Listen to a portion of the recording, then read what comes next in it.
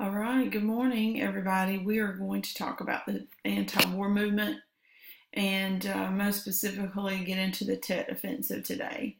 So this is a really difficult, I guess, emotional lesson. And it's the one in which Kenneth Scott will be killed. So 68 in the Vietnam War was just a treacherous year, a tragic year. So I'm going to teach you about that.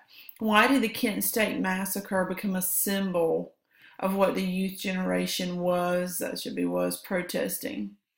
And what surprise did Lyndon Baines Johnson reveal to the American public?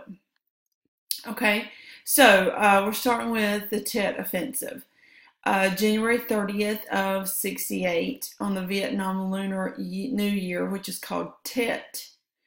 The Viet Cong, so remember they are the communists in the South, launched an all-out surprise attack on every major city and U.S. base in South Vietnam. So they had been planning this for months, and they're going to hit all of our U.S. bases and the major cities that we were occupying in the South at one time on January 30th. It says the U.S. military will counterattack, inflicting much heavier losses on the Viet Cong, and we will recover lost territory. So we counterattack, and we're very successful in bringing in a lot of, getting a lot accomplished with this counterattack. However, the counterattack is not what plays on the news back home in America. What plays back home is the Tet Offensive. So the American public doesn't really pay attention to us counterattacking. They pay attention to all the dead in this original attack by the Viet Cong. It says TV news footage of the destruction viewed by millions of Americans is a huge setback for Johnson's Vietnam policy. It demoralized the American public and placed an even heavier strain on U.S. officials. Okay, Johnson's running in a New Hampshire primary for the Democratic nomination, and anti-war Eugene McCarthy takes 42% of the vote against Johnson. So, this is a really, really big deal that Johnson here can hardly hold on to the nomination. It shows you how angry the American public was that they would be voting for an anti-war candidate, Eugene McCarthy. Okay, Walter Cronkite will go on television. He's a famous broadcaster of the time, the same one that announced Kennedy had been shot, and he said, it seems more certain than ever that the bloody experience in Vietnam will end in and he said the S word, stalemate. Okay, so when he said that, there was a ripple effect across the American public. Remember, this is a time when you only have like 3 or 4 news channels, and Walter Cronkite was like the number one. So when whatever he said, people believed him. And when he said Vietnam's going to be a stalemate, all of a sudden everybody gets really angry. And they think, it is, he's right. It's going to be a stalemate, just like Korea. It harkens back to the Korean War. So what I want to show you here, a couple of things. Here is a good example of the Tet Offensive, a nice map that'll show you. So here's the north, the yellow part that's not even really on the map. Here's the parallel line, and then all this is South Vietnam, obviously. And you see they hit South Vietnam starting on January 30th, but through February 24th in all these areas. I want to show you this area here is known as the Quien Phong province.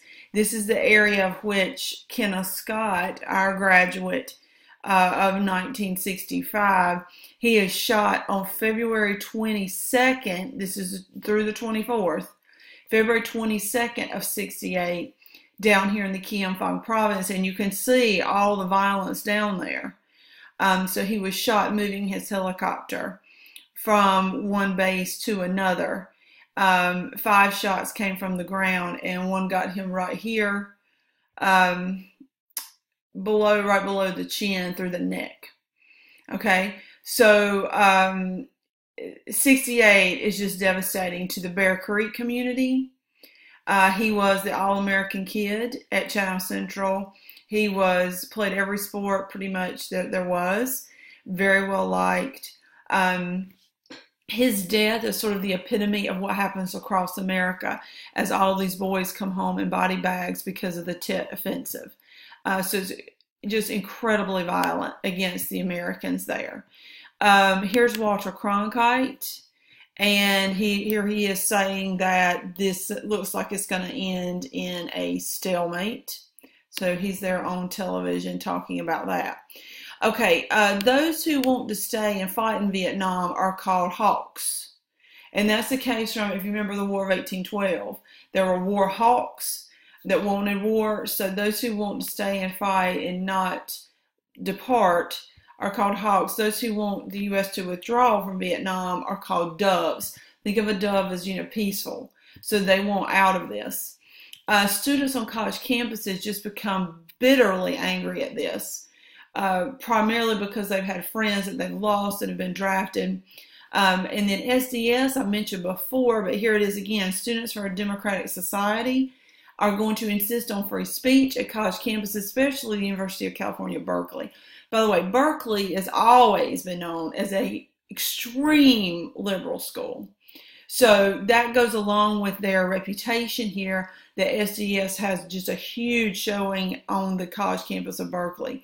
They actually disrupt classes, don't go to class, and they have walkouts and protest the violence in Vietnam.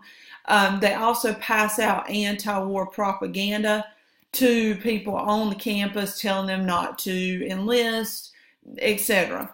Okay, and then students in SDS and others in the hippie movement start picketing the White House.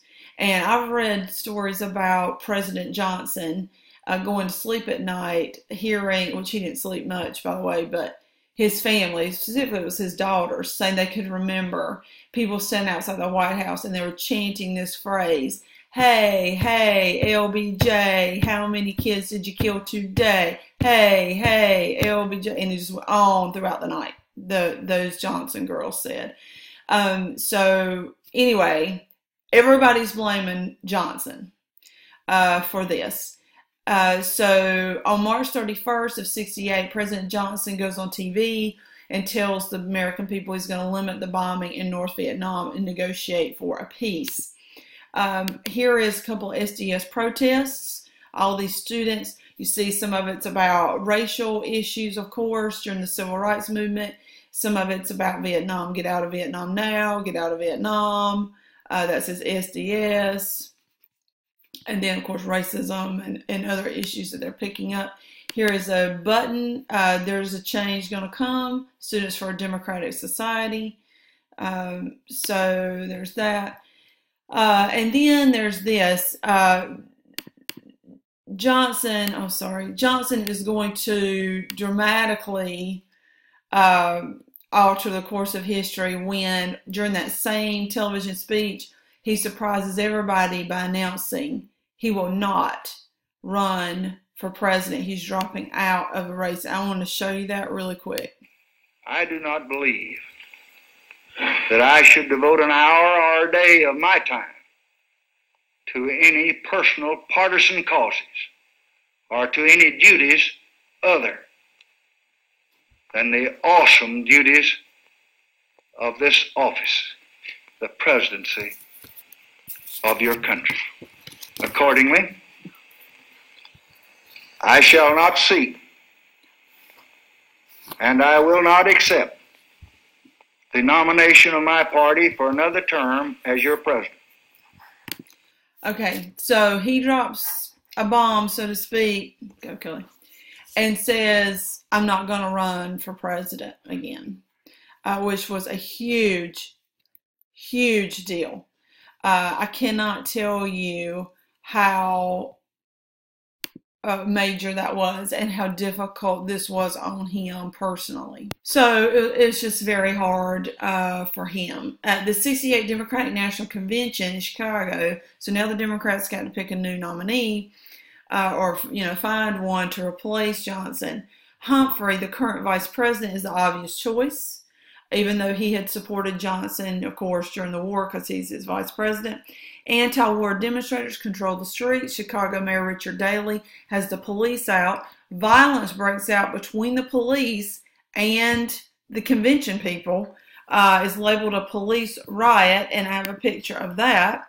The Democratic convention, you see, it gets really nasty between the protesters and the police at the Democratic National Convention. So just an absolute mess over this war. George Wallace, meanwhile, governor of Alabama, decides he will run for president as an independent, and he's a pro-segregationist, supports the war, but in general, pretty horrible person, and I'll prove that to you with flags in the background. So he's a racist, and he's going to be on that platform, basically, of segregation again. Obviously, it says here politics are just a mess. The Republicans decide to run Richard Milhous Nixon as their candidate. Same Nixon that we have seen before, who ran against Kennedy and lost. If you remember the famous first televised debate between Kennedy and Nixon, where Nixon looked sick and he had just had surgery, Nixon's going to run again.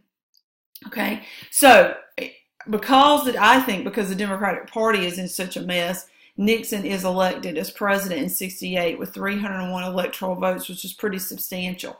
He appoints Harvard professor Henry Kissinger as special assistant for national security affairs. And I want to show you a picture of Kissinger. This is present day. Okay, so he's still living as of this recording. Anyway, Henry Kissinger. And he is huge in Nixon's corner, I guess. Nixon relies on him for foreign policy throughout his presidency. And Kissinger pushes an idea to Nixon called linkage. And he says, hey, if we are somewhat nice to China and nice to the USSR, then maybe we can kind of thaw out relations with them, calm things down a little bit, and that will have a positive effect on North Vietnam, which was influenced by the communist Chinese and Russians. So how you can remember linkage is just like chain link. Like, if this is us, let's link up with USSR, who is linked up with China, and try to make nice a little bit so it'll help us in Vietnam.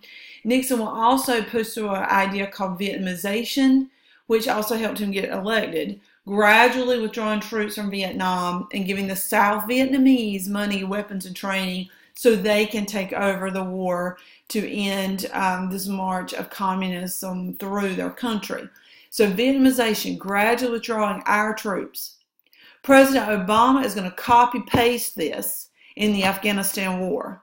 So he will reuse this whole idea of Vietnamization. There's nothing new under the sun, so they often will reuse philosophies.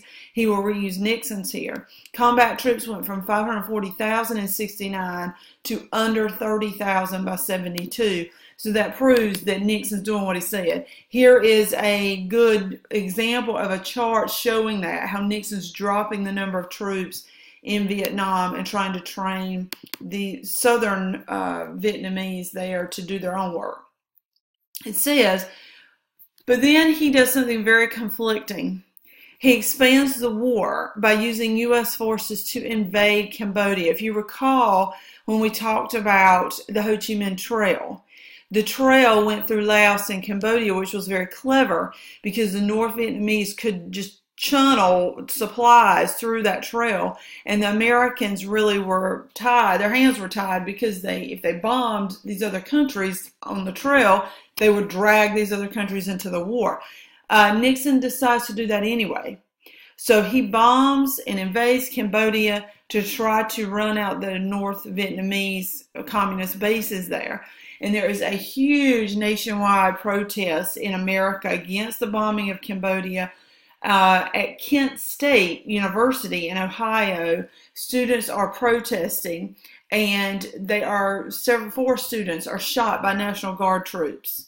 Students at Jackson State, Mississippi, also shot. Probably the most famous picture. I mean, there's a lot of famous pictures, but one of the most famous pictures, especially on the home front during this time, is this picture. So this is on the campus of Kent State in Ohio, and you see